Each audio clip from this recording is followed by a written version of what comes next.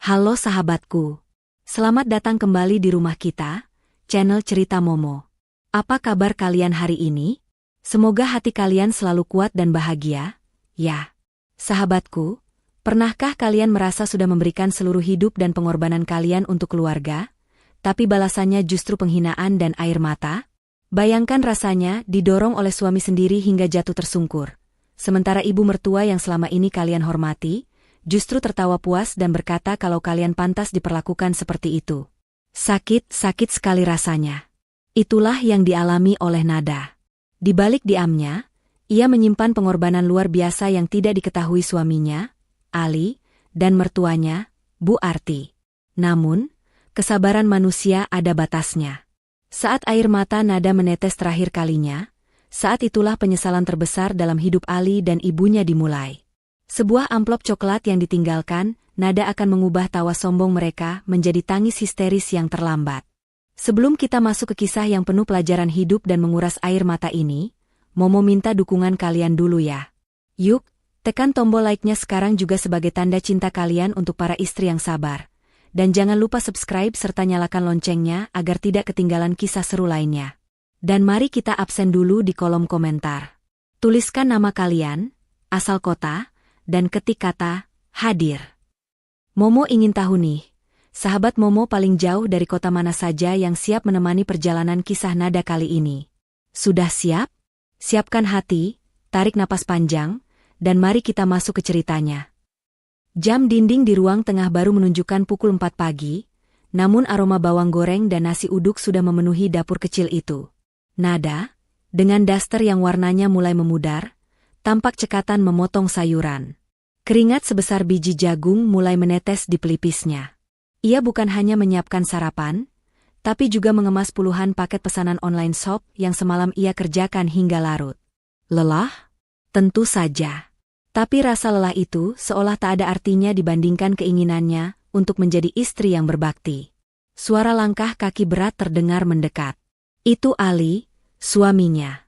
Nada tersenyum, berharap pagi ini ada sapaan hangat. Namun, harapan tinggal harapan. Kopi mana? Kamu ini istri atau bukan sih? Jam segini kopi belum ada di meja. Bentak Ali sambil menguap kasar. Tidak ada, selamat pagi, tidak ada kecupan di kening. Hanya tuntutan. Sebentar mas, airnya baru mendidih. Mas Ali duduk dulu ya. Jawab Nada lembut, berusaha menahan perih di hatinya. Belum sempat Ali duduk, pintu kamar utama terbuka. Muncullah Bu Arti dengan wajah yang sudah dipoles bedak tebal, meski matahari belum terbit sempurna. Wanita parubaya itu menatap meja makan dengan tatapan meremehkan. Cuma nasi uduk lagi? Ali, istri kamu ini pelit atau memang tidak bisa masak makanan enak sih? Ibu bosan makan beginian terus. Padahal ibu kan butuh gizi bagus biar kulit ibu tetap kencang. Keluh Bu Arti sambil mengibaskan kipas tangannya, meski udara pagi itu cukup dingin. Ali langsung menatap istrinya tajam. Dengar itu kata ibu, kamu itu kalau dikasih uang belanja dipakai apa saja sih? Nada, masak yang benar dong buat ibu. Nada menunduk, tangannya gemetar saat menuangkan kopi. Mas, uang belanja bulan ini kan sudah habis untuk bayar cicilan panci ibu dan arisan ibu minggu lalu. Mas Ali belum kasih tambahan lagi. Alah, alasan saja kamu, potong Bu Arti cepat. Kamu pasti pakai uangnya buat beli kuota internet untuk jualan online kamu yang gak jelas itu kan? Ali, lihat istrimu ini. Berani-beraninya dia menyalahkan ibu. Padahal ibu cuma minta makan enak sedikit saja diperhitungkan.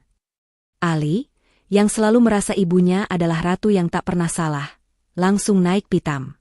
Ia menggebrak meja makan hingga sendok berdenting keras. Nada, jangan pernah kamu hitung-hitungan sama ibu. Ingat, surga itu di telapak kaki ibu. Kalau kamu pelit sama mertua, rezeki kita seret gara-gara kamu. Air mata Nada menggenang, tapi ia tahan sekuat tenaga agar tidak jatuh. Ia ingin berteriak bahwa uang hasil jualan online-nya lah yang selama ini menutupi kekurangan belanja dapur.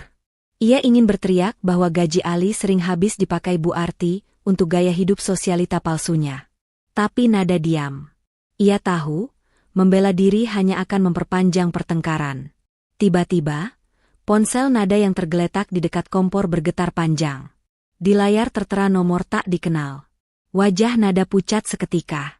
Ia tahu siapa itu. Itu adalah nomor anak buah Bang Togar, penagih hutang yang mencari Bu Arti. Nada buru-buru mematikan panggilan itu. Gerakan panik Nada tertangkap oleh mata elang Bu Arti.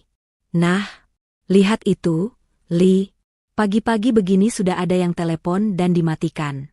Gelagatnya mencurigakan sekali. Kompor Bu Arti dengan nada sinis. Jangan-jangan dia punya simpanan di luar sana. Makanya dia nggak peduli sama kita. Siapa yang telepon? Nada? Tanya Ali dingin, matanya menyipit penuh curiga. Bukan siapa-siapa, Mas. Cuma nomor nyasar, penawaran kartu kredit biasanya, jawab Nada terbata. Ia berbohong demi melindungi nama baik Bu Arti di depan Ali. Jika Ali tahu ibunya terlilit hutang judi, Ali pasti akan sangat kecewa, dan Nada tidak tega melihat suaminya sedih. Bohong? Seru Bu Arti. Mana ada sales kartu kredit telepon jam 5 pagi? Pasti laki-laki itu kan? Yang sering kamu chat sembunyi-sembunyi? Ali berdiri, mendekati Nada dengan wajah merah padam. Sini HP kamu. Mas, jangan, ini privasi aku. Nada mencoba menyembunyikan ponselnya di balik punggung. Privasi kata kamu? Kamu istriku. Tidak ada rahasia. Ali merampas ponsel itu kasar, tapi sayangnya layar ponsel itu terkunci sandi. Buka. Mas, percaya sama aku. Demi Allah aku nggak ada siapa-siapa. Nada memohon, air matanya akhirnya tumpah. Aku cuma mau masak. Mas, nanti Mas telat kerja. Ali membanting ponsel itu ke sofa dengan kesal. Awas kamu ya kalau sampai aku tahu kamu macam-macam. Ingat Nada, kamu itu cuma numpang di rumah ini. Kalau bukan karena kasihan, sudah aku pulangkan kamu ke orang tuamu. Kata-kata itu bagai sembilu yang mengiris jantung Nada. Rumah ini, padahal Nada yang diam-diam membayar pajak bumi dan bangunannya tahun ini agar tidak disita, menggunakan uang tabungan terakhirnya. Tapi di mata mereka, ia hanya parasit. Bu Arti tersenyum penuh kemenangan di balik punggung Ali.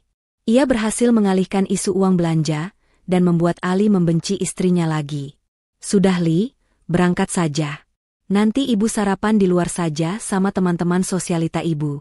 Makan masakan istri kamu bikin selera makan ibu hilang. Ucap Bu Arti sambil mematut diri di cermin. Ali mengangguk patuh pada ibunya, lalu menatap Nada dengan tatapan jijik sebelum melangkah keluar tanpa pamit. Nada menatap punggung suaminya yang menjauh, lalu beralih menatap Bu Arti yang sedang asyik selfie. Dalam hati Nada berbisik lirih, sampai kapan aku bisa menahan rahasia ini sendirian? Ya Allah, kuatkan bahu ini. Ponsel Nada kembali bergetar. Sebuah pesan masuk dari nomor tak dikenal itu. Bu Nada, tolong sampaikan ke mertua ibu. Bunganya sudah berjalan. Kalau hari ini tidak ada cicilan, kami akan datang ke rumah. Nada meremas dadanya yang sesak. Ia sendirian dalam badai yang diciptakan orang lain. Matahari siang itu bersinar terik, seolah ikut memanaskan suasana di komplek perumahan yang padat itu. Sebuah taksi berhenti tepat di depan pagar rumah Ali yang catnya mulai mengelupas. Dari dalam taksi, keluarlah Bu Arti dengan gaya bak selebriti papan atas. Kacamata hitam bertengger di hidungnya, dan di lengan kanannya, bergelayut sebuah tas tangan berwarna merah menyala yang masih terbungkus plastik transparan sebagian. Beberapa tetangga yang sedang menyapu halaman menoleh. Bu Arti sengaja berjalan lambat, memastikan semua mata tertuju padanya. Wah, Bu Arti, tas baru lagi nih, celetuk Bu RT yang kebetulan lewat membawa kantong belanjaan. Bu Arti tertawa renyah, tawa yang dibuat-buat agar terdengar elegan. Ah, biasa saja Bu RT. Ini oleh-oleh dari teman arisan sosialitas saya. Katanya model terbaru yang lagi hits di Paris. Ya namanya rezeki, ada saja jalannya. Ucapnya sombong dengan dagu terangkat, padahal semua orang tahu tas itu dibelinya di butik barang tiruan dengan harga yang mencekik leher untuk ukuran dompet Ali. Nada mengintip dari balik tirai jendela ruang tamu dengan dada bergemuruh. Keringat dingin membasahi telapak tangannya. Ia baru saja menerima surat peringatan dari PLN. Tagihan listrik membengkak bulan ini karena Bu Arti selalu menyalakan AC di kamarnya 24 jam non-stop. Bahkan saat beliau tidak ada di rumah. Belum lagi tagihan air yang menunggak 2 bulan. Saat Bu Arti melenggang masuk rumah, ia melempar tas barunya ke sofa, tepat di sebelah tumpukan baju yang sedang dilipat Nada. Aroma parfum menyengat memenuhi ruangan sempit itu. Nada, ambilkan ibu air es sirup jeruk. Panas sekali di luar, kulit ibu rasanya mau terbakar. Perintah Bu Arti tanpa menoleh, sibuk mengagumi tas barunya sambil bersenandung kecil. Nada meletakkan baju yang dipegangnya perlahan. Ia memberanikan diri. Bu, maaf, barusan petugas PLN lewat, katanya kalau besok tidak dibayar, listrik rumah kita akan diputus sementara. Uang belanja dari Mas Ali sudah minus. Bu, boleh Nada pinjam uang ibu sedikit untuk bayar listrik? Nanti kalau Mas Ali gajian, Nada ganti. Senandung Bu Arti terhenti seketika. Wajah sumringahnya berubah menjadi awan mendung yang gelap dan menakutkan. Ia menatap Nada seolah menantunya itu baru saja meminta ginjalnya, bukan meminta uang untuk keperluan rumah. Pinjam? Kamu bilang pinjam? Hei, Nada. Kamu itu istri, manajer keuangan rumah tangga. Masa urusan listrik receh begitu saja minta ke mertua? Kemana uang gaji Ali? Pasti kamu pakai foya-foya beli skincare kan? Atau kamu kasih ke orang tuamu diam-diam? Tuduh Bu Arti dengan suara melengking yang menyakitkan telinga. Demi Allah, Bu, Nada tidak pernah beli skincare. Bedak Nada saja sudah mau habis tidak Nada beli lagi. Uang Mas Ali bulan ini habis karena ibu minta dibelikan gamis baru minggu lalu untuk kondangan. Ingatkan Bu? Harganya 700.000. Nada mencoba mengingatkan dengan suara bergetar, berusaha tetap sopan. Oh, jadi kamu hitung-hitungan sama ibu? Kamu ngungkit-ngungkit pemberian anak ke ibunya? Bu Arti mulai memainkan drama andalannya. Matanya mulai berkaca-kaca, sebuah akting yang sempurna. Tepat saat itu, suara motor Ali terdengar masuk ke garasi. Ali pulang lebih awal untuk makan siang karena lupa membawa bekal. Melihat ibunya menangis sesenggukan di sofa sambil memeluk tas barunya, dan Nada berdiri di depannya, emosi Ali langsung tersulut tanpa bertanya duduk perkaranya. Ada apa ini? Kenapa ibu nangis? Bentak Ali sambil meletakkan helmnya kasar di meja. Istrimu ini, Li? Adu Bu Arti dengan suara serak yang dibuat-buat. Ibu baru pulang, capek, haus, malah ditagih uang listrik. Katanya gaji kamu habis karena ibu boros. Padahal ibu cuma beli baju 1 bulan lalu, itu pun murah. Dia menuduh ibu menghabiskan uangmu, Li. Dia bilang ibu beban. Sakit hati ibu, Li. Ali menatap Nada dengan mata nyalang penuh kemarahan. Astaga, Nada, kamu benar-benar keterlaluan. Uang listrik itu kewajiban kamu mengaturnya. Kenapa malah menyalahkan ibu? Lihat tas ibu itu ibu beli pakai uang tabungan ibu sendiri, bukan uangku. Kenapa kamu iri dengki sekali sama mertua sendiri? Nada ternganga tak percaya. Tas itu, Bu Arti bilang dibeli pakai tabungan sendiri? Padahal 3 hari lalu Nada melihat notifikasi transfer di ponsel Ali saat suaminya tidur. Ada transferan 1.500.000 ke rekening Bu Arti dengan keterangan, buat jajan ibu. Ali lupa, atau pura-pura lupa karena saking cintanya pada ibunya? Mas, aku nggak iri. Tapi listrik beneran mau diputus, dan uang belanja memang sudah. Cukup, potong Ali dengan bentakan keras. Aku nggak mau dengar alasan. Cari uangnya. Jual tuh barang-barang bekasmu atau apalah. Jangan bebankan ibu. Aku pulang mau makan tenang, malah diajak ribut. Ali membimbing ibunya masuk ke kamar ber-AC itu, meninggalkan Nada sendirian di ruang tamu yang pengap. Pintu kamar dibanting keras di depan wajah Nada. Nada merosot duduk di lantai. Air matanya menetes, tapi segera ia hapus kasar.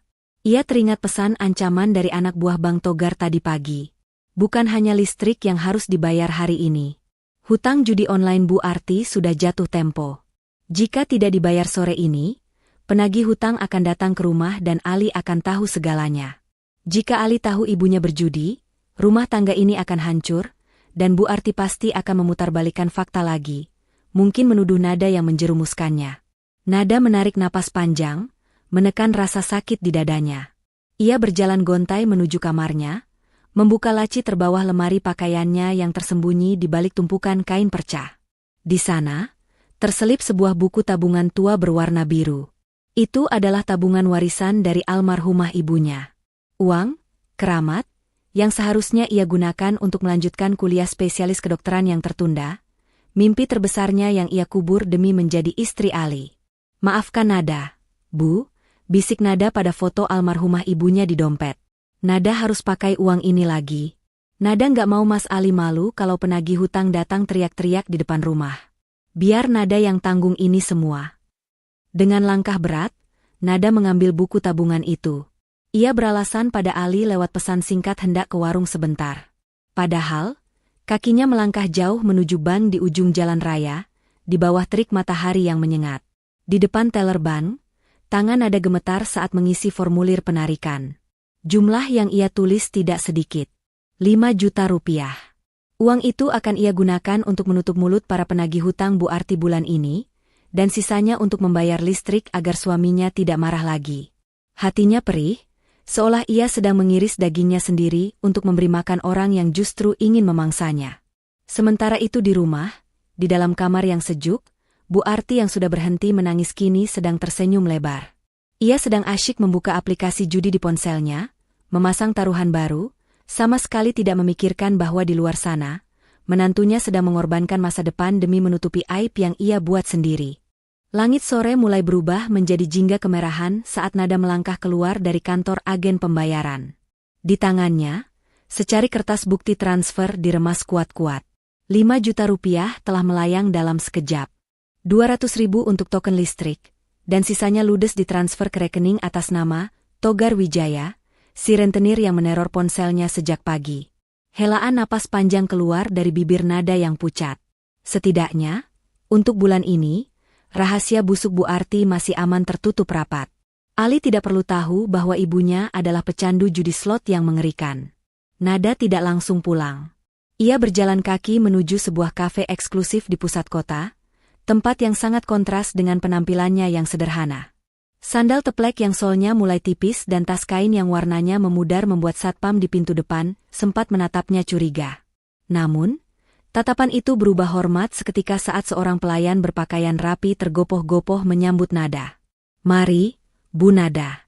Bapak sudah menunggu di ruang VIP," sapa pelayan itu sopan. Nada mengangguk lemah dan mengikuti langkah pelayan itu menuju ruangan kaca di sudut yang privat. Di sana, duduk seorang pria parubaya berwibawa dengan setelan jas abu-abu mahal yang memancarkan aura kekuasaan. Di meja depannya, secangkir teh premium yang asapnya masih mengepul menemani sebuah tablet yang menyala. Pria itu adalah Pak Hadi Sasongko, ayah kandung Nada, pemilik perusahaan properti raksasa yang namanya disegani banyak orang. Melihat putrinya masuk, raut wajah tegas Pak Hadi melunak. Namun matanya menyorotkan kepedihan yang mendalam saat memindai penampilan Nada dari ujung kaki hingga ujung kepala. Baju yang sudah kusam, wajah tanpa riasan yang lelah, dan tangan yang kasar karena pekerjaan rumah tangga. Hati ayah mana yang tidak hancur melihat putri tunggal kesayangannya hidup seperti pembantu? "Duduk, Nak." Suara Pak Hadi terdengar berat. Nada duduk perlahan, menundukkan kepalanya, takut menatap mata ayahnya. "Maaf Nada terlambat." "Yah, tadi macet." Bohongnya.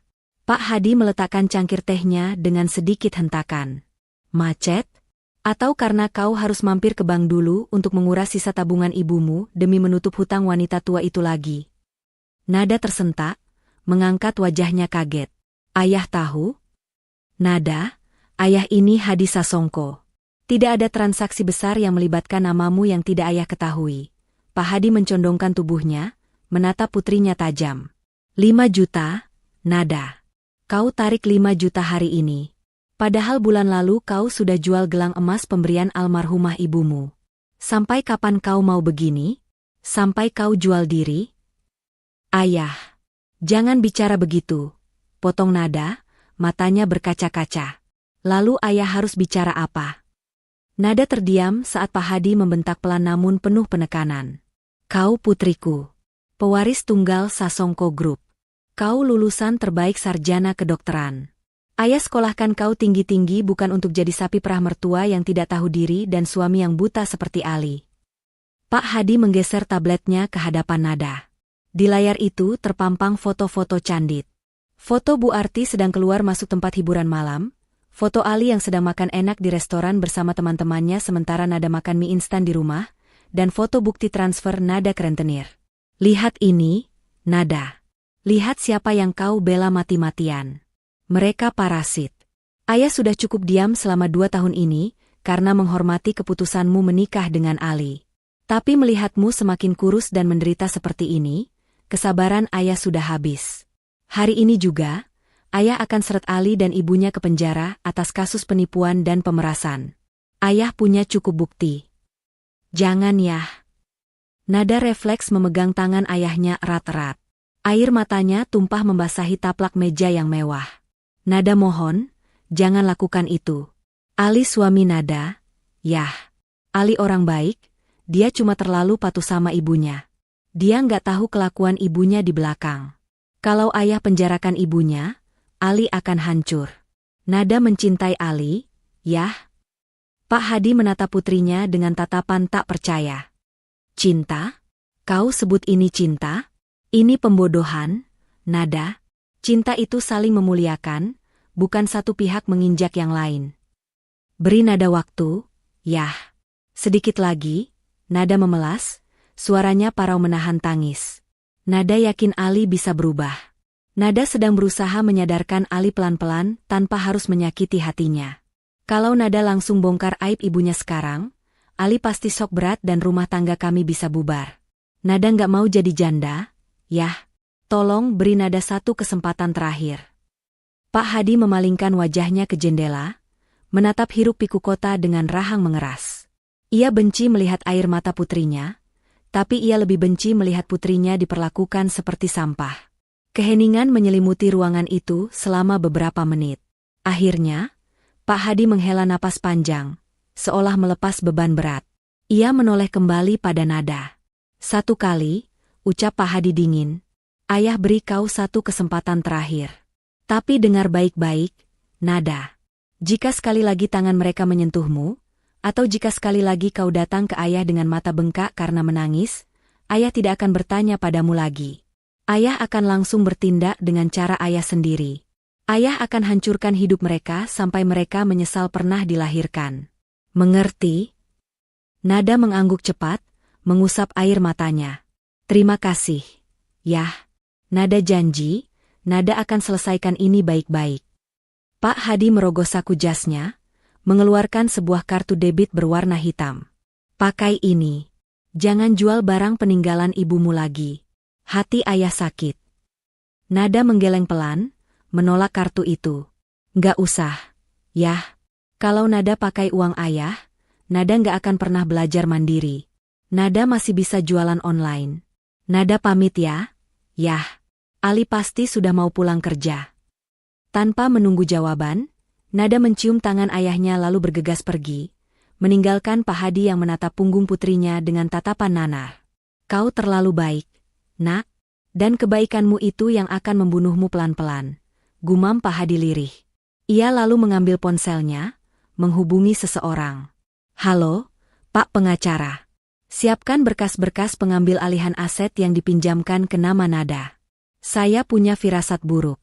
Kita harus siap kapan saja. Sementara itu, Nada berjalan pulang dengan perasaan campur aduk. Ia lega ayahnya mau menunda amarahnya, tapi ia juga takut. Satu kesempatan terakhir, kata-kata itu terngiang di telinganya. Ia harus segera membuat Ali sadar sebelum bom waktu ini meledak. Namun, Nada tidak tahu bahwa di rumah, Bu Arti sedang menyusun rencana baru.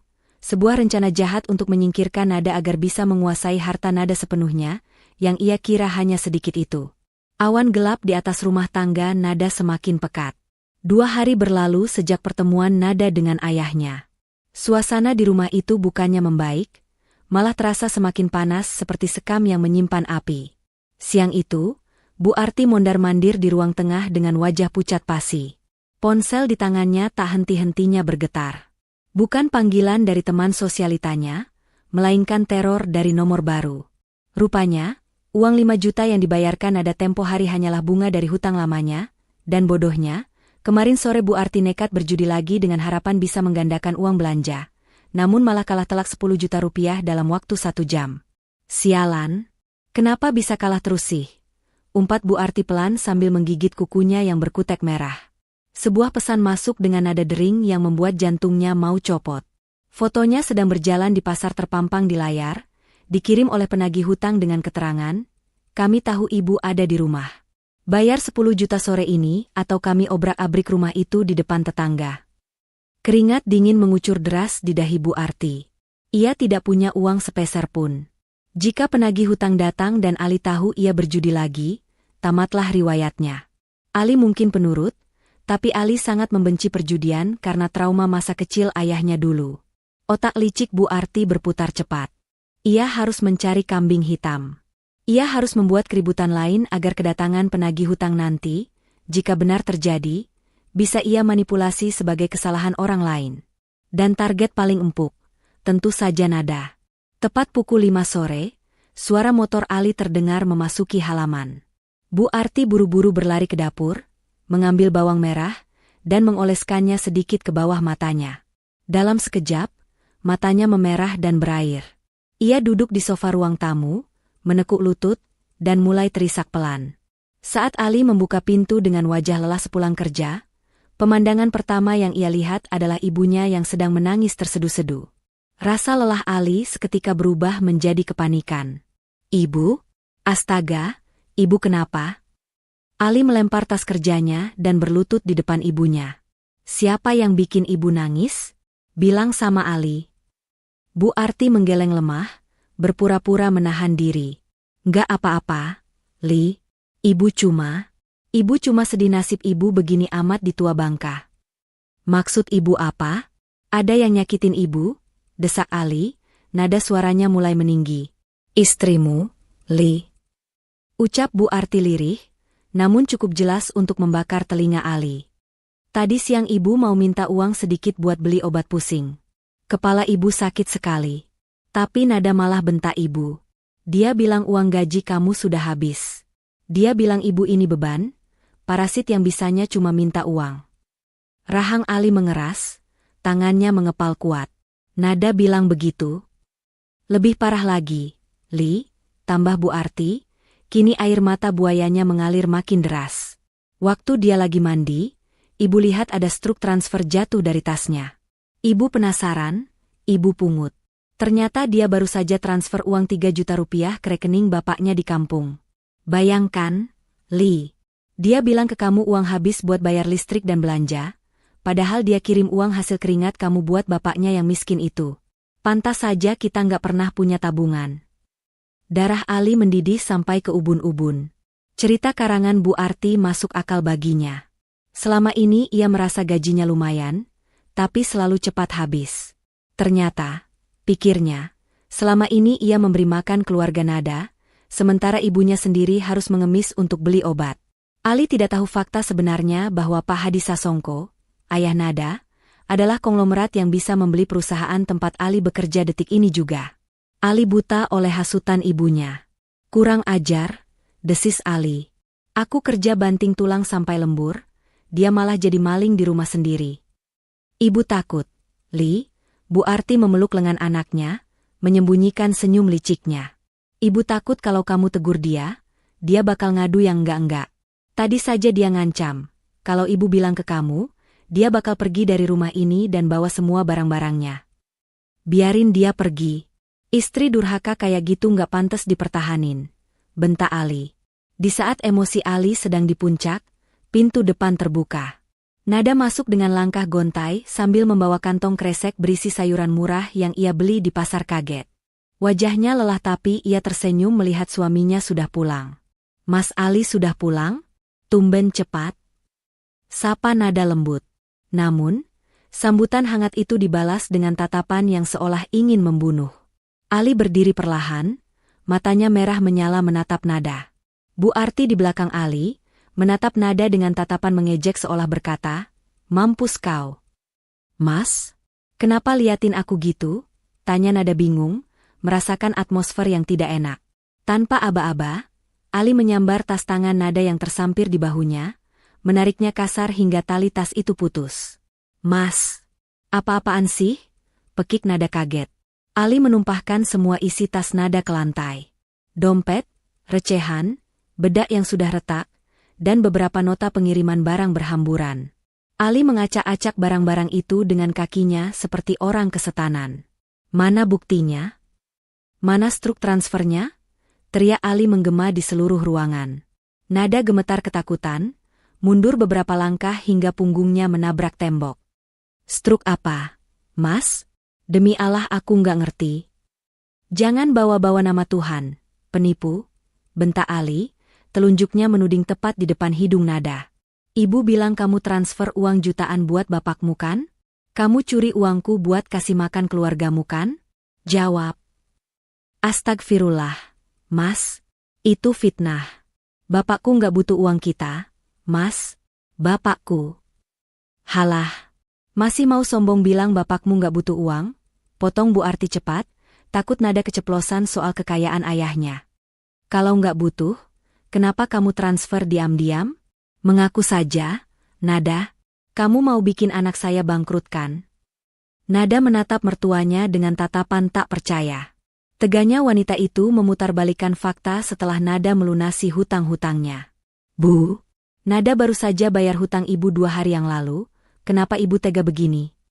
Nada mencoba membela diri, suaranya parau. Hutang apa? Jangan ngarang cerita kamu. Sergah Ali, yang tentu saja lebih percaya ibunya. Ibu nggak pernah punya hutang. Kamu yang maling, teriak maling. Dasar wanita ular. Ali maju selangkah lagi, napasnya memburu.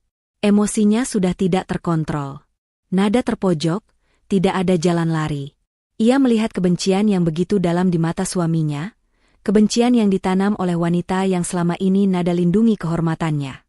Malam itu, mendung di luar rumah seakan memberi pertanda akan badai besar yang akan menghancurkan segalanya. Mas, tolong dengarkan aku sekali saja. Nada berteriak, suaranya bergetar hebat melawan bentakan Ali yang menggema. Aku tidak pernah mencuri uangmu. Justru aku yang menutupi hutang ibu. Ibu main judi slot, Mas. Kemarin aku bayar 5 juta ke rentenir biar mereka nggak datang ke sini. Hening. Ruangan itu mendadak senyap selama 1 detik yang mencekam. Ali terdiam, matanya membelalak menatap Nada, lalu beralih menatap ibunya. Wajah Bu Arti pucat pasi sejenak. Namun wanita itu adalah aktris yang ulung. Detik berikutnya, Bu Arti menjerit histeris sambil memegangi dadanya, seolah-olah ia baru saja terkena serangan jantung. Allahu Akbar. Astagfirullah. Ya Tuhan. Jerit Bu Arti sambil merosot ke lantai, kakinya menendang-nendang udara. Ali. Dengar itu, Li? Istrimu menuduh ibu berjudi? Ibu yang rajin pengajian ini dituduh main slot?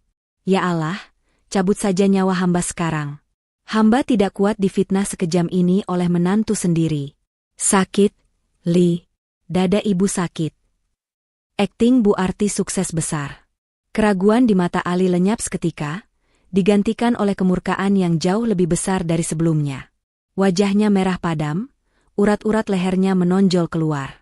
Bagi Ali, ibunya adalah wanita suci, dan tuduhan Nada barusan adalah penghinaan paling keji yang tak termaafkan. Jaga mulutmu, wanita iblis.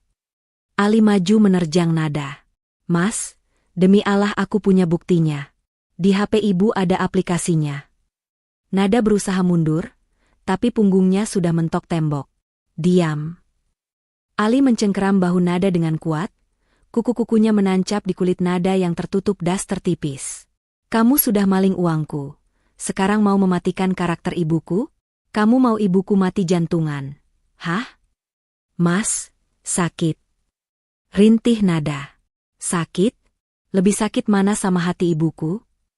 Tanpa bisa menahan emosinya lagi, Ali mengayunkan tangannya dan mendorong tubuh Nada sekuat tenaga. Dorong. Tubuh mungil Nada terhempas keras. Ia kehilangan keseimbangan. Kakinya tersandung kaki meja ruang tamu. Brak! Suara benturan terdengar ngilu. Dahi Nada menghantam ujung meja kayu jati yang lancip, sebelum tubuhnya jatuh terjerembab ke lantai keramik yang dingin. Au! Nada mengerang tertahan. Pandangannya berkunang-kunang. Rasa perih yang menyengat menjalar di dahinya. Saat ia menyentuh keningnya, tangannya basah oleh cairan hangat berwarna merah. Darah segar mengalir, menetes ke lantai putih. Ali terengah-engah, dadanya naik turun. Ia melihat darah di kening istrinya. Ada sedikit rasa kaget di matanya, tangannya yang tadi mendorong nada kini gemetar. Ia tidak bermaksud melukai fisik, hanya ingin memberi pelajaran. Namun, ego dan gengsinya terlalu tinggi untuk menolong. Ia hanya berdiri mematung, menunggu reaksi nada. Sementara itu, Bu Arti yang melihat nada jatuh berdarah bukannya merasa bersalah atau takut, malah perlahan menghentikan tangisan palsunya. Melihat Ali yang masih diam terpaku dan tidak melihat ke arahnya, Bu Arti menyunggingkan senyum miring yang mengerikan. Ia bangkit dari lantai, berjalan mendekati nada yang masih tersungkur memegangi kepalanya. Bu Arti menunduk sedikit, memastikan suaranya terdengar jelas oleh nada, namun samar bagi Ali. Puas banget lihatnya, desis Bu Arti dengan mata melotot penuh kebencian. Kau memang pantas mendapatkan perlakuan itu. Rasain. Siapa suruh kau berani melawan aku? Sekarang rasakan akibatnya. Nada mengangkat wajahnya perlahan. Darah masih mengalir di pelipisnya, melewati pipi, dan menetes ke dagu. Ia menatap Bu Arti, lalu beralih menatap Ali. Ali masih diam. Tidak ada kata maaf. Tidak ada uluran tangan. Suaminya itu justru membuang muka, seolah jijik melihat darah istrinya sendiri. Urus lukamu sendiri. Jangan manja. Itu hukuman buat istri yang durhaka sama mertua, ucap Ali dingin, lalu berbalik badan memapah Bu Arti. Ayo Bu, kita masuk kamar. Jangan hiraukan dia, biar dia mikir. Iya, Li. Kepala ibu pusing sekali gara-gara dia. Bu Arti merengek manja sambil melirik sinis ke arah nada untuk terakhir kalinya sebelum pintu kamar utama tertutup rapat. Klik. Suara kunci pintu diputar terdengar jelas. Kini, tinggal nada sendirian di ruang tamu yang remang-remang. Hening. Hanya suara detak jam dinding yang terdengar. Anehnya, nada tidak menangis. Air matanya yang tadi deras mengalir saat dituduh mencuri, kini kering seketika.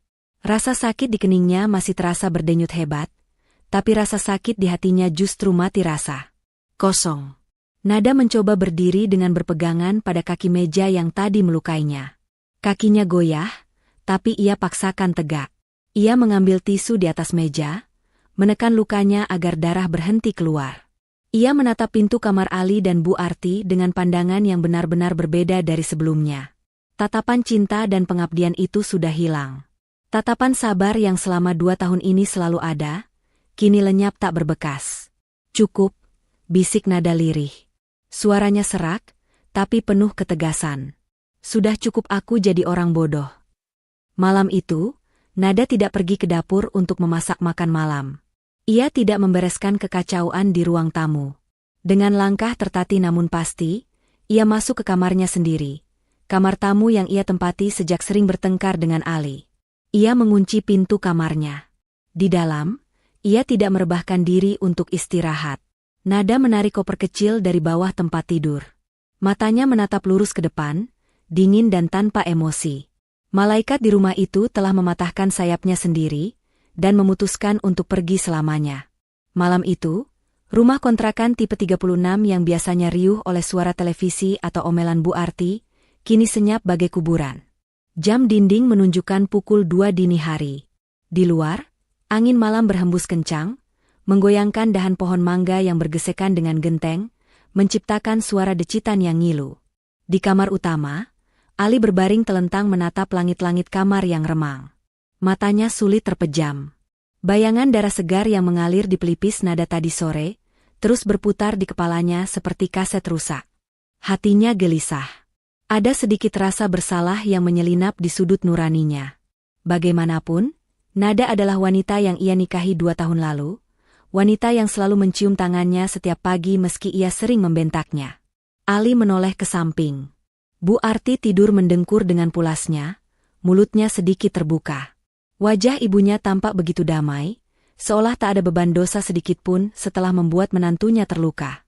Apa aku keterlaluan ya, Bu? Bisik Ali pelan, lebih kepada dirinya sendiri. Ia perlahan bangkit dari kasur, berniat mengintip ke ruang tamu atau mengetuk pintu kamar Nada. Ia ingin memastikan luka di kepala Nada tidak parah. Namun, baru saja kakinya menyentuh lantai, suara serak Bu Arti terdengar. Rupanya ibunya tidak benar-benar tidur lelap. Mau kemana kamu, Li? Tanya Bu Arti tanpa membuka mata. Mau lihat Nada sebentar, Bu? Tadi darahnya lumayan banyak. Takut dia kenapa-napa. Nanti tetangga dengar repot. Elak Ali, menyembunyikan kekhawatirannya dengan alasan gengsi. Halah, biarkan saja. Gumam Bu Arti sambil mengubah posisi tidurnya memunggungi Ali. Itu cuma luka kecil. Dia itu lagi drama, Li. Sengaja biar kamu kasihan dan luluh. Kalau kamu datangi dia sekarang, dia bakal besar kepala. Dia bakal merasa menang. Biarkan dia introspeksi diri malam ini. Besok pagi juga dia sudah sibuk di dapur lagi sambil minta maaf sama ibu. Ali terdiam. Kata-kata ibunya selalu terdengar masuk akal di telinganya yang sudah tertutup ego. Benar juga, pikir Ali. Kalau aku minta maaf duluan, harga diriku sebagai suami mau ditaruh di mana? Istri yang berani melawan memang harus diberi pelajaran. Ali pun menarik kembali kakinya ke atas kasur. Ia menarik selimut sampai menutupi leher, memilih untuk mematikan nuraninya dan kembali tidur, membiarkan istrinya menderita sendirian di kamar sebelah. Sementara itu, di kamar tamu yang sempit dan pengap, Nada tidak sedang menangis seperti yang dituduhkan mertuanya. Ia duduk tegak di tepi ranjang besi tua. Luka di dahinya sudah ia bersihkan dan ia tutup dengan perban seadanya yang ia temukan di kotak P3K. Wajahnya pucat, namun matanya menyala dengan tekad yang dingin dan tajam. Di hadapannya, sebuah koper kecil berwarna hitam sudah terbuka. Nada memasukkan baju-bajunya dengan gerakan tenang dan teratur. Tidak ada isak tangis, tidak ada gerakan melempar barang karena emosi. Semuanya sunyi. Ia hanya membawa pakaian yang ia beli dengan uangnya sendiri sebelum menikah. Daster-daster pemberian Ali yang kainnya tipis dan murah, ia tinggalkan terlipat rapi di lemari. Ia tidak ingin membawa sehelai benang pun yang bisa mengingatkannya pada neraka ini. Setelah pakaian rapi, Nada bergerak menuju laci meja rias yang reot. Ia mengeluarkan sebuah map plastik. Dari dalam map itu, ia mengambil beberapa lembar kertas penting. Bukti transfer pelunasan hutang judi Bu Arti, bukti pelunasan BPKB mobil Ali, dan sertifikat rumah asli yang baru saja ia tebus dari bank kemarin sore. Nada menatap kertas-kertas itu sejenak. Inilah bukti pencurian yang dituduhkan padanya. Ironis sekali, ia dituduh mencuri uang untuk keluarganya, padahal ia menguras hartanya untuk menebus nyawa keluarga suaminya. Nada memasukkan semua bukti itu ke dalam sebuah amplop coklat tebal. Ia merekatkannya dengan lem, lalu mengambil pulpen. Di bagian depan amplop, ia menulis dengan huruf kapital, untuk Mas Ali dan Ibu. Ia meletakkan amplop itu di atas meja kecil di samping tempat tidur, tepat di sebelah cincin kawinnya yang baru saja ia lepaskan dari jari manisnya. Cincin emas muda seberat 2 gram itu terlihat kusam, sama kusamnya dengan pernikahan mereka. Nada melirik jam tangan. Pukul 4 pagi. Sayup-sayup suara tarhim dari masjid mulai terdengar. Waktunya telah tiba. Nada mengenakan jaket hodie tebal untuk menutupi perban di kepalanya. Ia menarik koper itu perlahan, mengangkatnya sedikit agar roda koper tidak berbunyi berisik di lantai keramik. Saat membuka pintu kamar, engsel pintu berdecit pelan. Jantung Nada berdegup kencang. Ia berhenti sejenak, menahan napas. Dari kamar Ali, suara dengkuran Bu Arti masih terdengar berirama. Aman. Nada melangkah melewati ruang tamu. Ia melihat noda darah kering di lantai, tempat ia terjatuh semalam. Ia melangkahinya begitu saja, seolah itu adalah noda masa lalu yang sudah tidak relevan. Tidak ada lagi rasa sakit hati saat melihatnya, yang ada hanyalah rasa lega, karena sebentar lagi ia akan bebas. Sesampainya di pintu depan, Nada memutar kunci dengan sangat hati-hati. Udara subuh yang dingin langsung menerpa wajahnya, menusuk tulang, namun terasa sangat segar baginya. Ini adalah udara kebebasan. Sebelum benar-benar pergi, Nada berbalik badan sekali lagi menatap isi rumah itu. Ia melihat foto pernikahan mereka yang tergantung miring di dinding. Ali yang tersenyum kaku dan Nada yang tersenyum tulus. Nada menggeleng pelan. Selamat tinggal, Mas. Semoga kamu bahagia dengan pilihanmu dan ibumu, bisik Nada lirih, nyaris tak terdengar. Nada menutup pintu rumah itu rapat-rapat dari luar, menguncinya, dan menyelipkan kunci rumah di bawah pot bunga yang mati kering, tanaman kesayangan Bu Arti yang tidak pernah disiram. Nada menyeret kopernya menembus kabut subuh. Di ujung jalan, sebuah mobil sedan hitam mewah dengan kaca gelap sudah menunggu. Mesinnya menyala halus. Seorang sopir berseragam turun dengan sigap, membukakan pintu belakang dan mengambil alih koper Nada. "Selamat pagi, Non Nada. Pak Hadi sudah menunggu di rumah besar," sapa sopir itu hormat. Nada mengangguk, masuk ke dalam mobil mewah yang hangat dan nyaman itu. Saat mobil melaju meninggalkan komplek perumahan kumuh itu, Nada tidak menoleh ke belakang lagi. Di rumah kontrakan itu, Ali dan Bu Arti masih tertidur lelap, menikmati mimpi indah terakhir mereka sebelum bangun menghadapi mimpi buruk yang nyata beberapa jam lagi. Mereka tidak sadar, malaikat, penjaga rumah itu telah pergi, dan setan, kemiskinan serta penyesalan sedang bersiap mengetuk pintu mereka. Sinar matahari pagi menerobos paksa melalui celah-celah ventilasi, menyorot debu-debu yang beterbangan di ruang tengah yang sunyi. Jam dinding kuno berdetak monoton menunjukkan pukul 8 pagi. Di jam segini, biasanya aroma tumisan bawang dan suara spatula beradu dengan wajan sudah terdengar nyaring dari arah dapur. Biasanya, air panas untuk mandi Bu Arti sudah tersedia di ember, dan kopi hitam Ali sudah mengepul di meja. Namun pagi ini, rumah itu hening. Hening yang tidak wajar. Di kamar utama, Bu Arti menggeliat malas. Ia meraba meja nakas di sampingnya, mencari gelas air putih yang biasanya selalu disiapkan Nada setiap malam sebelum tidur. Kosong. Gelas itu kering.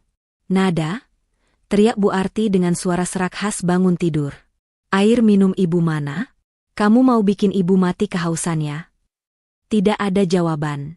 Hanya gema suaranya sendiri yang memantul di dinding kamar. Bu Arti mendengus kesal. Ia menyikut Ali yang masih mendengkur di sebelahnya. "Li, bangun Li. Istrimu itu benar-benar makin kurang ajar. Jam segini belum ada suara aktivitas. Pasti dia sengaja mogok kerja gara-gara kejadian kemarin sore." Ali mengerang pelan, membuka matanya yang terasa berat. Perutnya berbunyi nyaring, meminta diisi. "Jam berapa ini, Bu?" "Jam 8. Bayangkan, jam 8 dan kita belum sarapan." Bu Arti bangun dengan kasar, menyibakkan selimut. "Awas saja ya, kalau dia masih tidur-tiduran di kamar tamu. Ibu siram air mukanya biar sadar." Ali bangun dengan kepala yang sedikit pening. Ingatan tentang dorongan kasar dan darah di pelipis Nada kemarin sore kembali terlintas sekilas, tapi rasa laparnya lebih mendominasi daripada rasa bersalahnya. Ia berjalan gontai mengikuti ibunya keluar kamar. Pemandangan di luar kamar membuat kening Ali berkerut. Ruang tengah berantakan. Bekas tumpahan isi tas Nada kemarin sore masih berserakan di lantai, belum disapu. Noda darah kering di dekat meja juga masih ada, berubah warna menjadi coklat tua yang mengerikan. "Lihat itu, Li," tunjuk Bu Arti berapi-api. "Rumah kayak kapal pecah. Dia nggak bersin sama sekali dari semalam? Dasar istri pemalas. Mentang-mentang luka sedikit saja, manjanya selangit." Ali melangkah menuju dapur. Kompor dingin. Rice cooker kosong. Piring kotor bekas makan malam Ali semalam, yang ia beli di luar, masih menumpuk di wastafel. Tidak ada tanda-tanda kehidupan. "Nada?" panggil Ali, suaranya menggema keras. Emosinya mulai naik. Ia benci diabaikan. Ia benci ketidaknyamanan ini. Ali berjalan cepat menuju kamar tamu, tempat Nada biasa tidur. Pintunya tertutup rapat. "Nada, buka pintunya. Jangan kekanak-kanakan," bentak Ali sambil memutar gagang pintu. Tidak terkunci. Pintu terbuka dengan mudah. Ali melangkah masuk, siap untuk memuntahkan amarahnya. Siap untuk melihat Nada yang sedang meringkuk di kasur sambil menangis cari perhatian.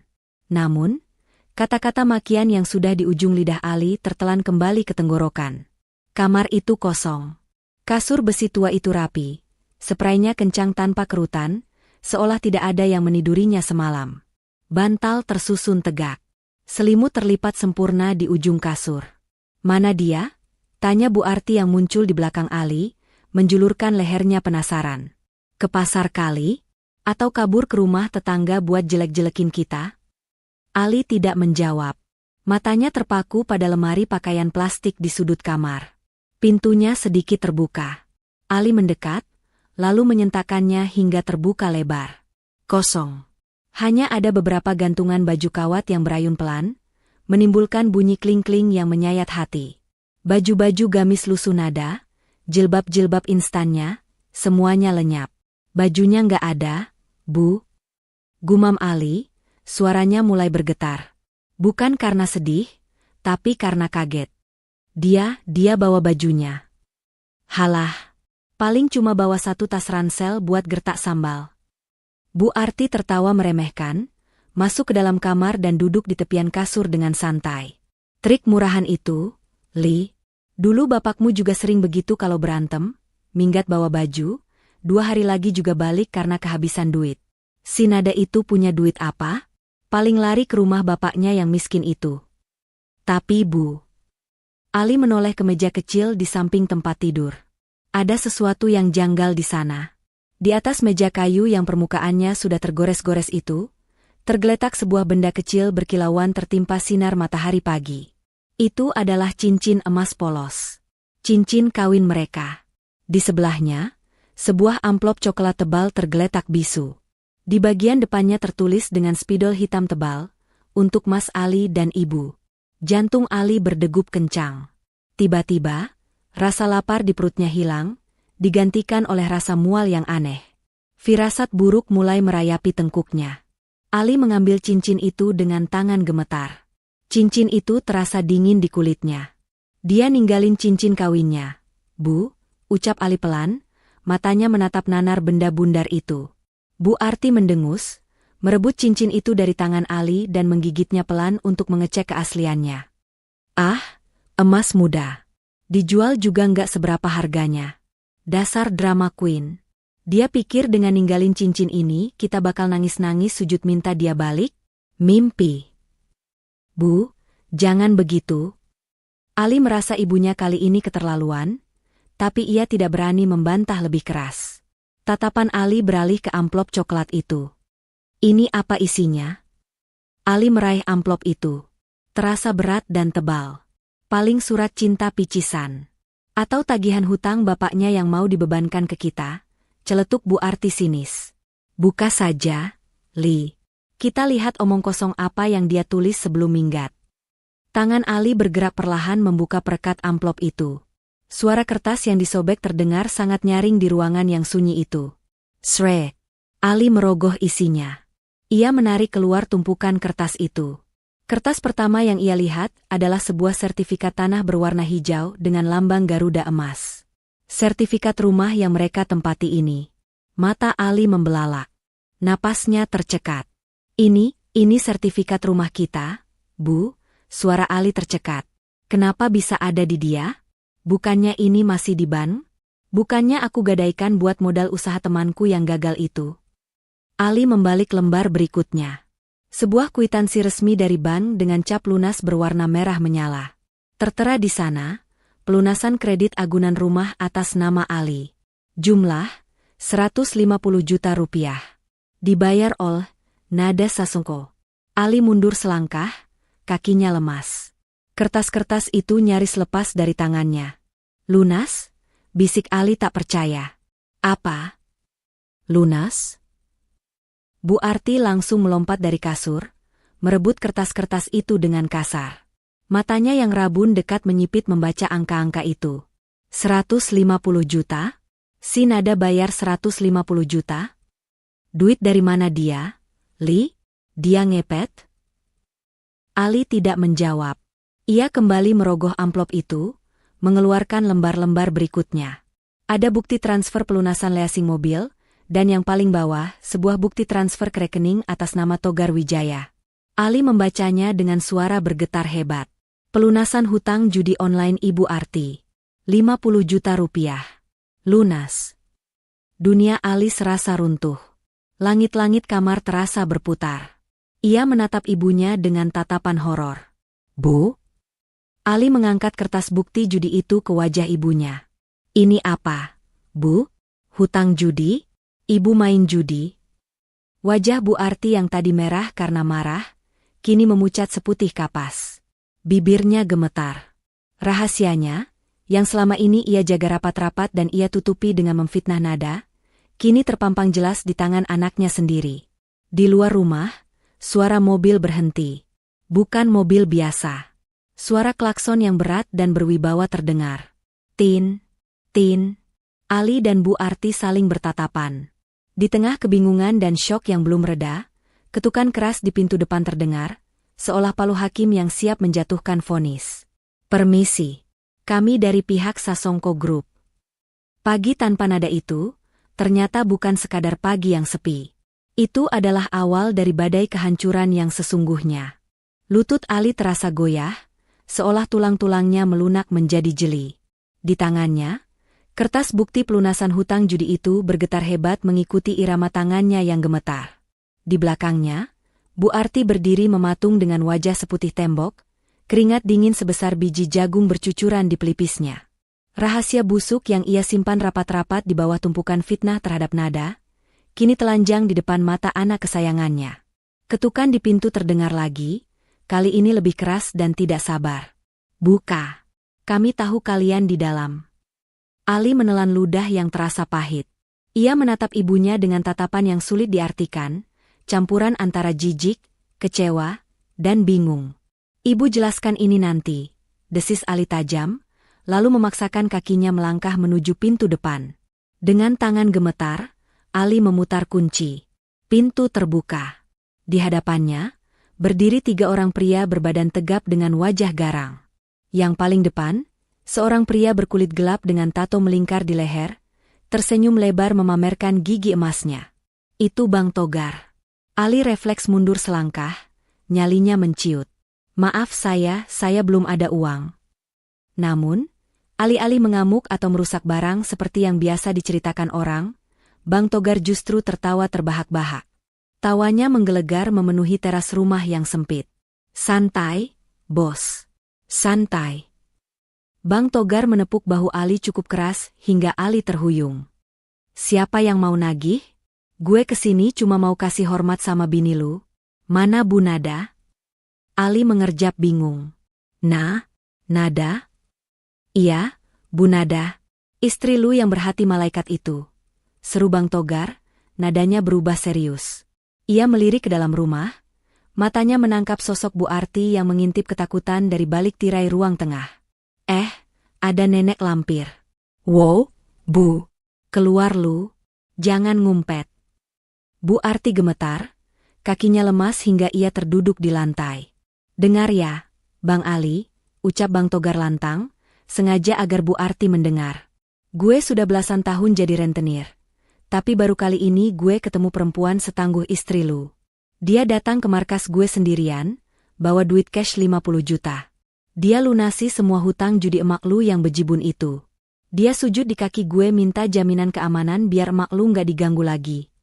Ali menoleh cepat ke arah ibunya. 50 juta? Suaranya tercekat. Jadi benar? Ibu main judi sampai 50 juta? Bu Arti tidak bisa menjawab. Ia hanya menangis tanpa suara, menutupi wajahnya dengan tangan.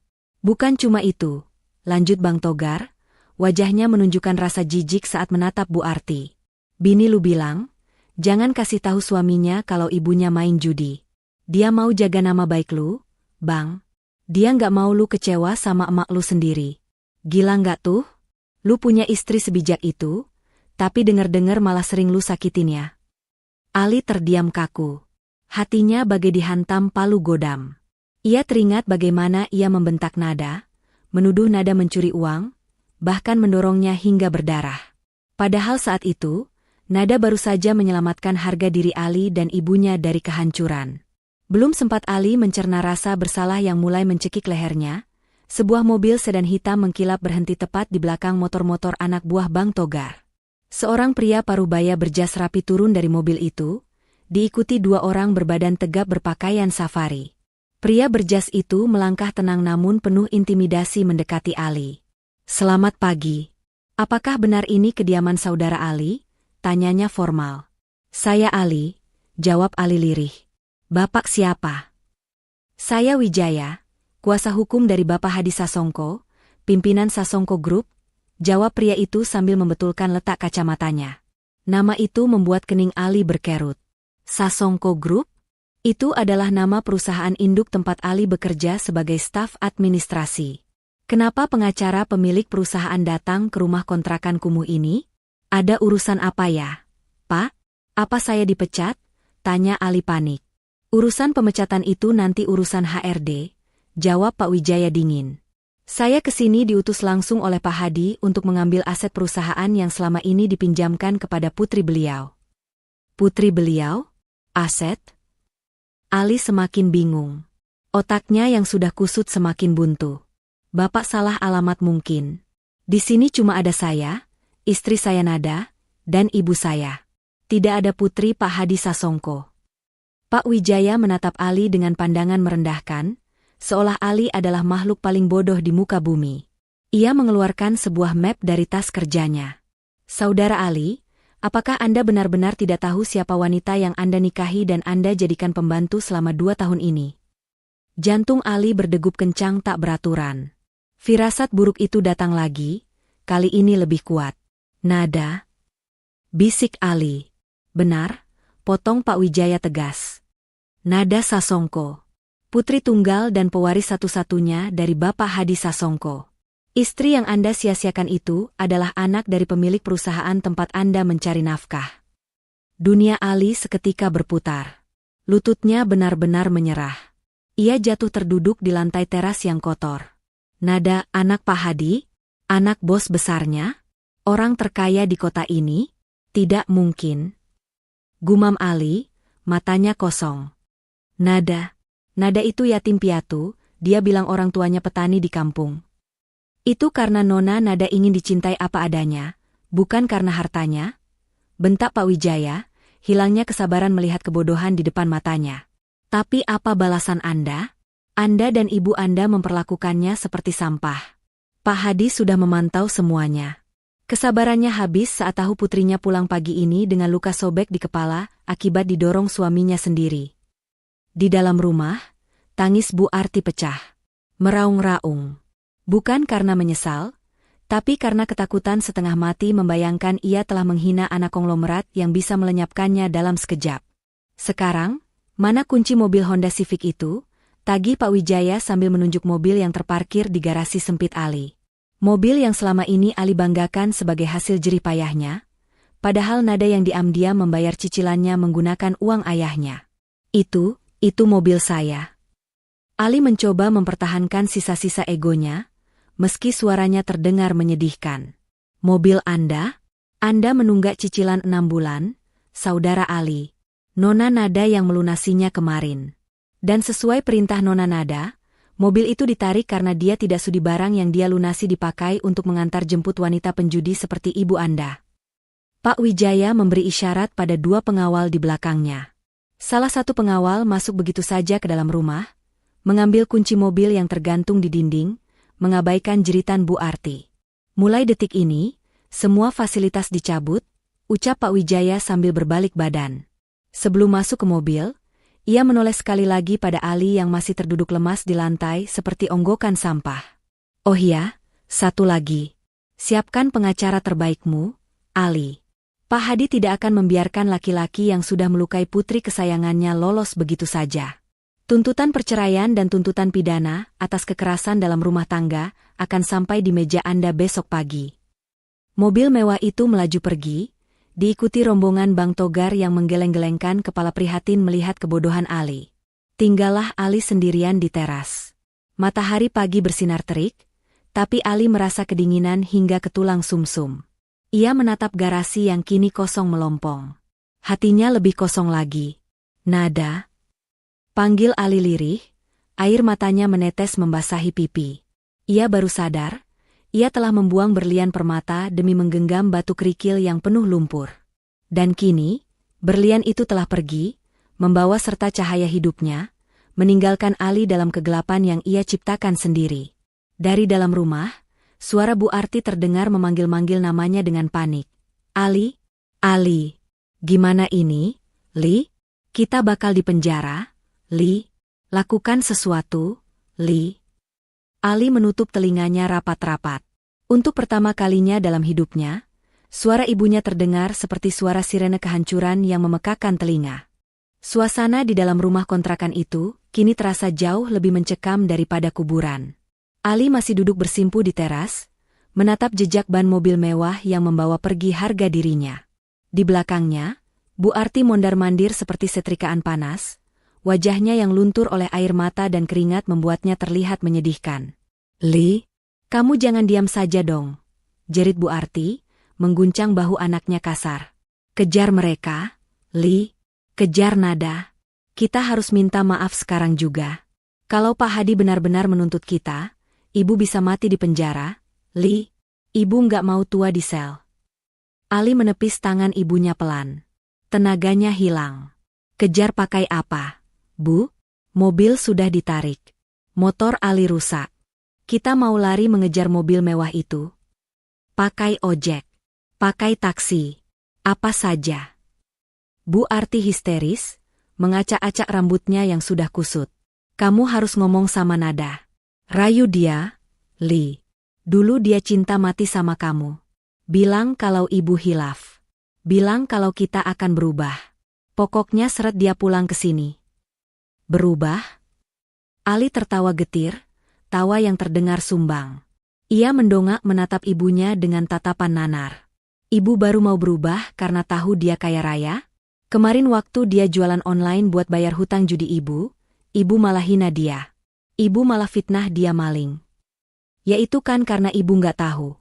Bela Bu Arti tak mau kalah. "Sudahlah, jangan bahas yang lalu. Sekarang nasib kita di ujung tanduk. Ayo kita ke rumah Pak Hadi sekarang." Dengan terpaksa, Ali menuruti kemauan ibunya. Bukan karena ingin kembali, tapi karena rasa bersalah yang begitu besar menghantuinya. Ia ingin melihat wajah Nada sekali lagi, meski hanya untuk mengucapkan kata maaf yang mungkin tak akan didengar. Mereka berdua pergi menggunakan angkutan umum yang panas dan sesak.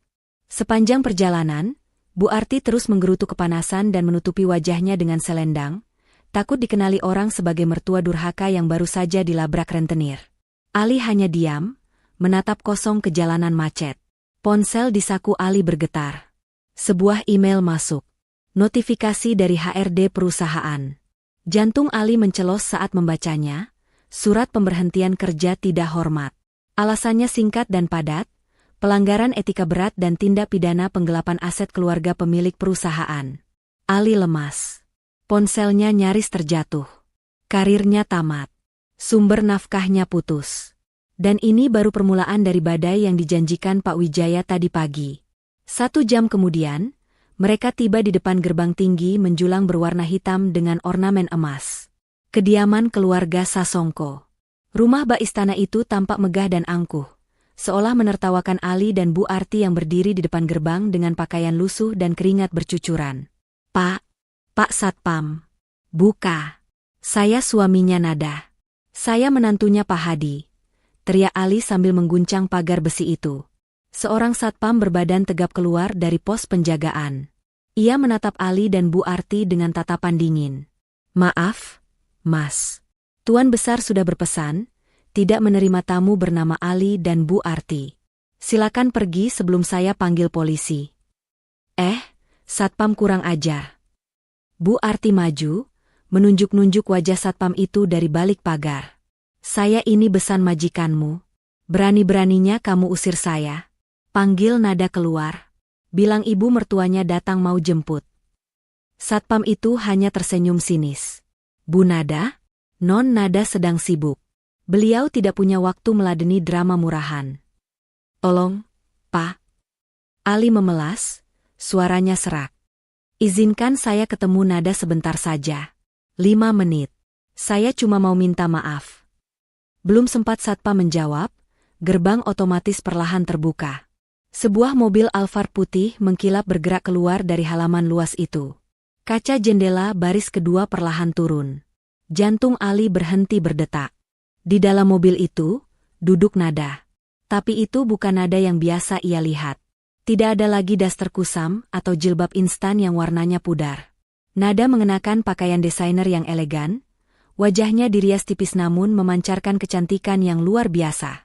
Aura berkelas yang selama ini tertutup debu penderitaan, kini bersinar terang. Di samping Nada, Duduk Pak Hadi yang menatap tajam ke arah Ali dan Bu Arti. Nada, sayang, seru Ali, mencoba berlari mendekati mobil. Maafin Mas, Nada, Mas salah. Tolong jangan pergi. Nada, menantuku sayang. Bu Arti ikut berteriak, memasang wajah memelas yang paling menyedihkan. Ibu kangen. Nak, maafin ibu hilaf. Ayo pulang, nak. Ibu janji bakal pijitin kamu tiap hari. Mobil itu berhenti sejenak tepat di depan mereka.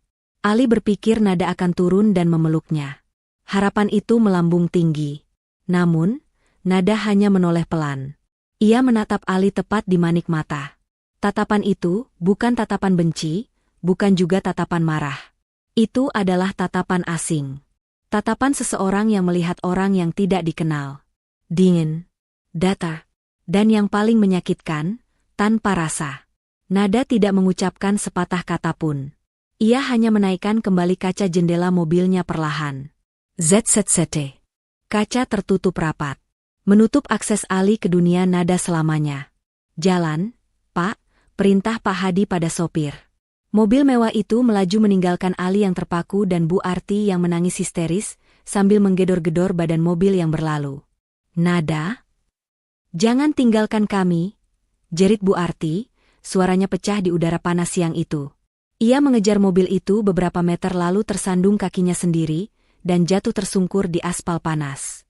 Lututnya lecet, tapi rasa sakitnya tak sebanding dengan rasa panik kehilangan mesin ATM berjalannya. Ali tidak mengejar. Ia berdiri mematung melihat mobil putih itu menghilang di tikungan jalan, membawa serta wanita yang pernah mencintainya dengan tulus. Wanita yang ia sia-siakan demi ego dan ibunya yang manipulatif. Ali berjalan gontai menghampiri ibunya yang masih meratap di aspal.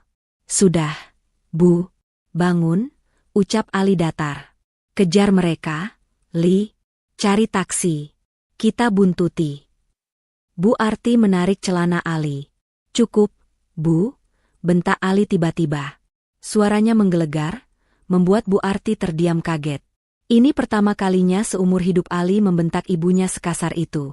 Semua sudah hancur. Bu, sadar.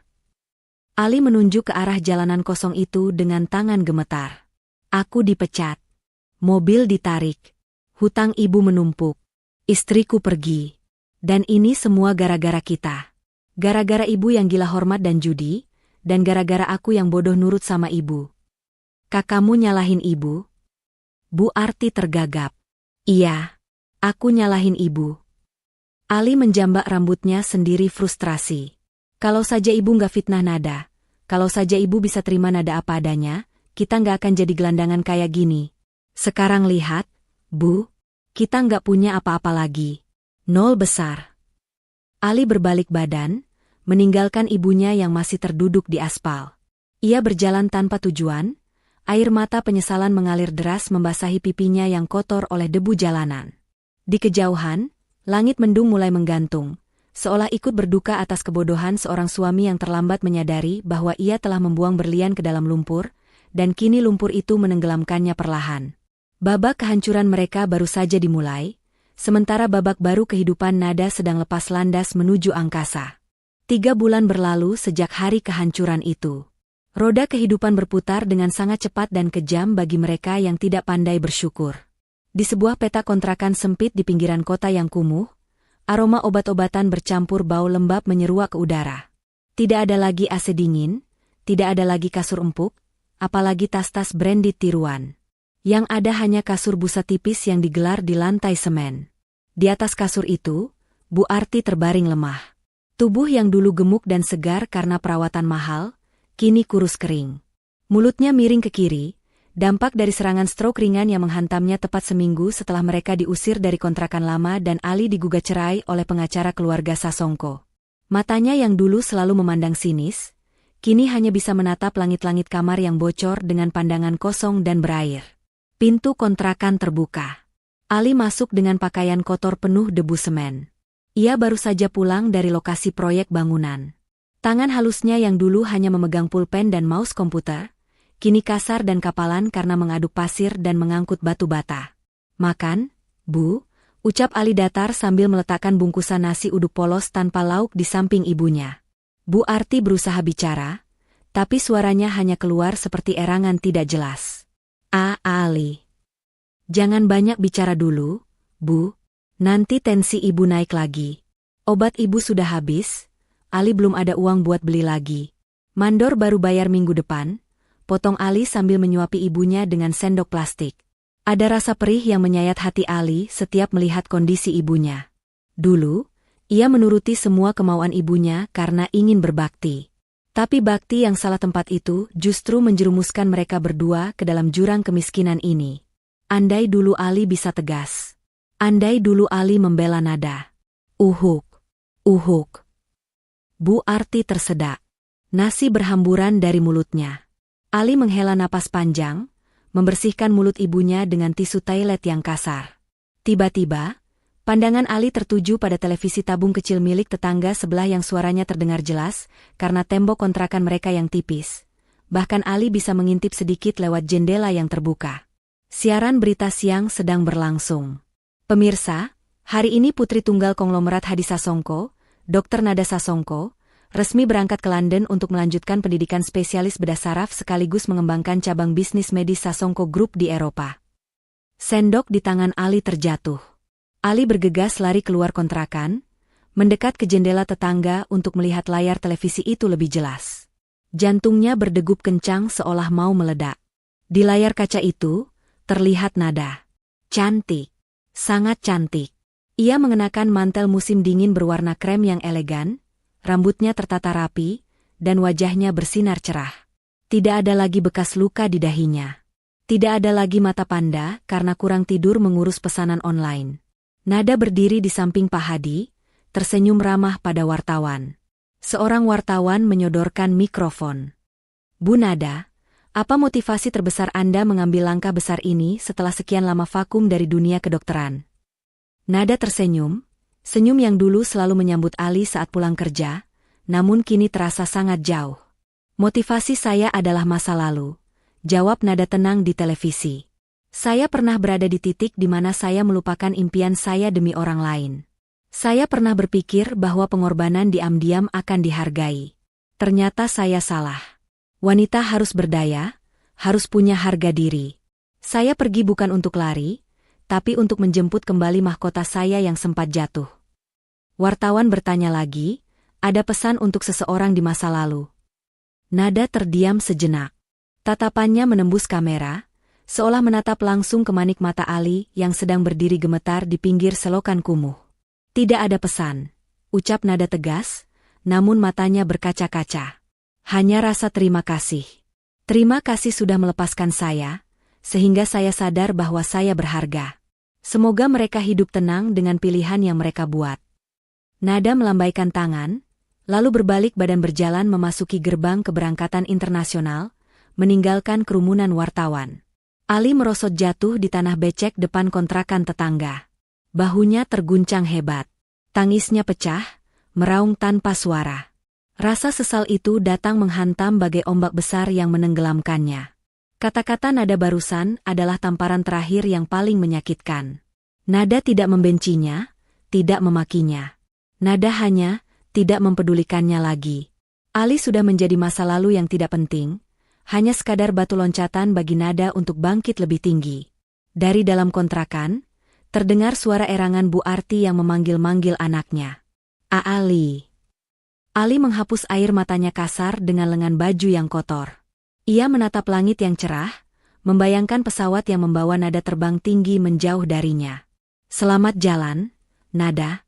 Maafkan Mas, bisik Ali lirih, suaranya hilang terbawa angin. Ali bangkit, menyeret kakinya kembali masuk ke dalam kontrakan pengap itu. Kembali pada realita pahitnya. Mengurus ibunya yang sakit-sakitan, bekerja kasar demi sesuap nasi, dan hidup selamanya dalam bayang-bayang penyesalan karena telah membuang berlian demi menggenggam debu. Pintu kontrakan tertutup perlahan, mengunci kisah pilu mereka di dalamnya, sementara di belahan bumi lain, Nada melangkah mantap menyongsong masa depan yang gemilang. Cerita mereka telah berakhir dengan cara yang paling adil. Pesan moral. Jangan pernah menyia-nyiakan ketulusan seseorang yang mencintaimu dalam diam. Seringkali, Kita baru menyadari betapa berharganya seseorang ketika mereka sudah pergi dan bersinar di tempat lain. Hargai istrimu, hargai pasanganmu, sebelum penyesalan menjadi satu-satunya temanmu di masa tua.